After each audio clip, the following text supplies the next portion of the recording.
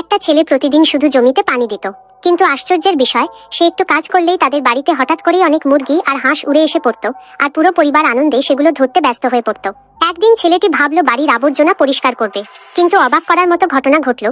যেই আবর্জনা সে ফেলতে যাচ্ছিল, সেই মুহূর্তেই আবর্জনাগুলো ঝকঝকে সোনায় পরিণত হয়ে গেল। আসলে রহস্যটা ছিল অন্য জায়গায়। ছেলেটি যত বেশি কষ্ট করে কাজ করত, ততই তাদের পরিবার অপ্রত্যাশিত সম্পদ পেত। তাই ধীরে ধীরে তার বাবা মা এমন ধনী হয়ে গেলেন যে তাদের কাছে অশেষ সম্পদ জমে গেল। চোখের পলকে কেটে গেল 10 বছর। ছোট্ট সেই ছেলে এখন এক শক্তসমর্থ যুবক হয়ে উঠেছে, আর তাদের পরিবারও অনেক আগেই শহরের সবচেয়ে ধনী পরিবারে পরিণত হয়েছে। কিন্তু ছেলেটি যেন কষ্ট করে কাজ করার অভ্যাস হারিয়ে না ফেলে, সেই কারণে বাবা মা এতদিন এই সত্যটা তার কাছ থেকে গোপন রেখেছিলেন। সময়ের সাথে সাথে বাড়ির কাজ আর ছেলেটির কাছে তেমন কষ্টের মনে হচ্ছিল না।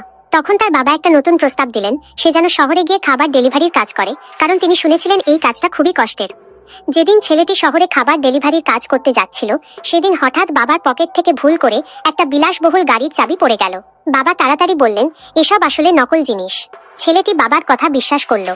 সে শপথ করলো শহরে গিয়ে কঠোর পরিশ্রম করে টাকা উপার্জন করবে, যেন একদিন তার বাবাকে সত্যিকারের একটা বিলাসবহুল গাড়ি কিনে দিতে পারে। সে বলল, আমি অবশ্যই তোমাদের ভালো জীবন দেব। ছেলেটি শহরের দিকে রওনা হওয়ার সাথে সাথেই পুরো পরিবার আবার তাদের আসল রূপে ফিরে গেল, ধনীদের মতো জীবন যাপন করতে লাগলো। কিন্তু কেউই ভাবেনি একদিন সেই ছেলে সব সত্য জেনে ফেলবে। বন্ধুরা, ভিডিওটি ভালো লাগলে কমেন্টে জানাও।